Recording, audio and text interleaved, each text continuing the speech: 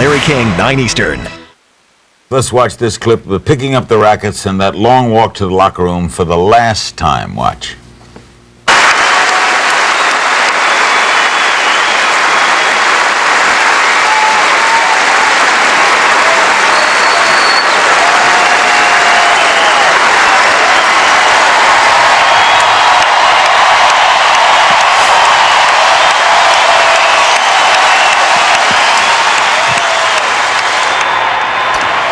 We're back with Andre Agassi, who tells me, I didn't know that your sister was married to the late Pancho Gonzalez. Yeah, that's right. Yeah, we son together, my nephew, Skyler. How's she doing, your sister? Did she play? She's played her whole life. Still teaches a little bit, and it's doing great.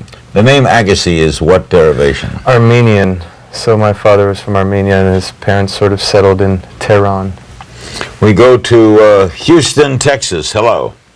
Hi, Andre, I have to say, one of the best times I ever had was watching you play at the Masters Cup here back in 2003. And I know you were very influential in making that tournament a success here. And I'm just wondering how you're going to continue to be involved in tennis. And would you maybe consider coming back to coach one day like Jimmy Connors is doing for Andy Roddick? Oh, well, thanks for that. That was a good memory for me being there playing.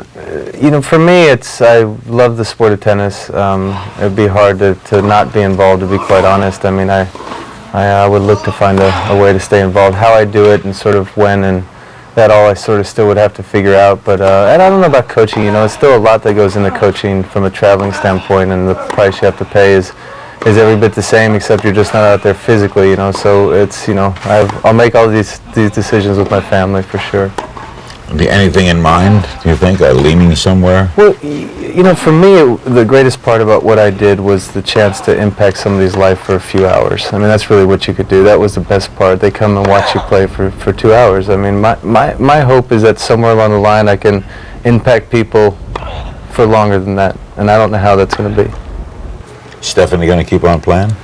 No, she hasn't played in 7 years now. She won't play again at all? Well, or she play for laughs? Right? Yeah, we also play for charity. You know, we also go and try to, you know, have fun playing some mixed doubles and, you know, raise some awareness and.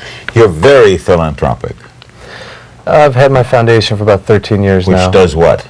It gives children with no opportunities in life a little hope, and we do that through education mostly. We clothe over 3,000 children a year, but sort of dealing with all the needs of children, we realize we're sticking Band-Aids on the real issues. The issue that exists is you have to give a child a chance to make better choices for themselves. So we built a school that is bringing these children up to speed inside a year, and in the most poverty sort of economically challenged part of Las Vegas.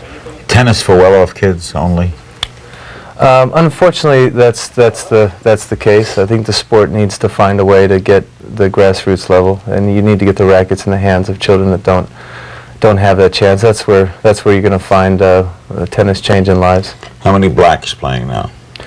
Professionally, less than a handful. It's kind of a shame, isn't it?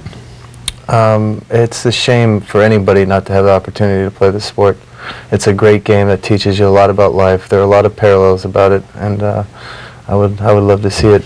Arthur Ashe wouldn't have played if not for that wealthy doctor that helped support him. And then the Army became a captain. Yeah, he was a great ambassador for the sport. Shows you just give people a chance. To San Bernardino, California, hello. Hello, Andre.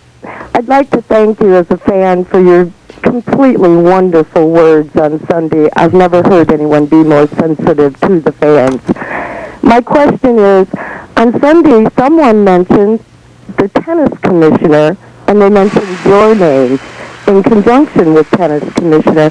And after what you just said about being effective and wanting to assist children that don't have this opportunity, is there a tennis commissioner? Is this a possibility?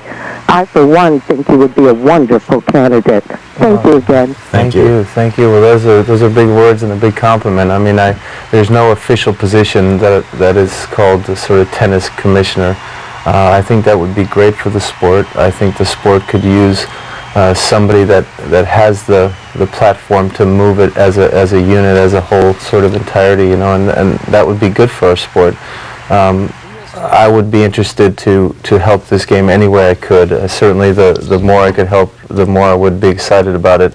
But I wouldn't be interested in a token situation. We need a system that really allows for us to move together, and I think that would be a great thing. You were in a high-profile marriage to Brooke Shields. In fact, I ran into you a few times. Yeah. Are you friendly still? Was that a friendly ending? Oh, certainly it was very, very mutual. I mean, we saw eye to eye, but I haven't spoken to her in a number of years. I haven't. I think sometimes when you take steps closer to your dreams and your goals, sometimes that means you take steps away from each other. Yeah. She's a good girl, though. No comment? Oh, sorry. Yeah, absolutely. St. Petersburg, Florida. Hello. Hi.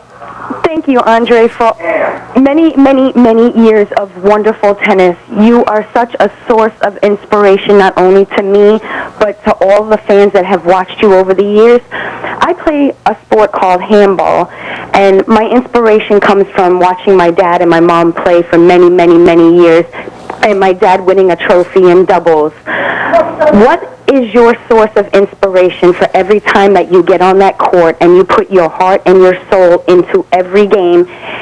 Where does it come from, other than, the rush of the fans and the adrenaline itself? Where does your inspiration come from? Well, it's not just actually out there on the court when I'm competing in front of all the fans. It actually comes every day. It's not just traveling to one city and getting on the court and magic happens. You literally have to prepare every day, and you have to be clear on what your goals are and why you're going after them. And for me, it's about getting one day better. Tennis was a vehicle for that. It was one avenue in my life that I could really push myself in, and one that I'm be forever grateful for. But you need to find inspiration in getting a day better. Use it as an opportunity for that, and don't settle for less. Just ahead, who wins when he and Stephanie battle on the court? The answer coming up.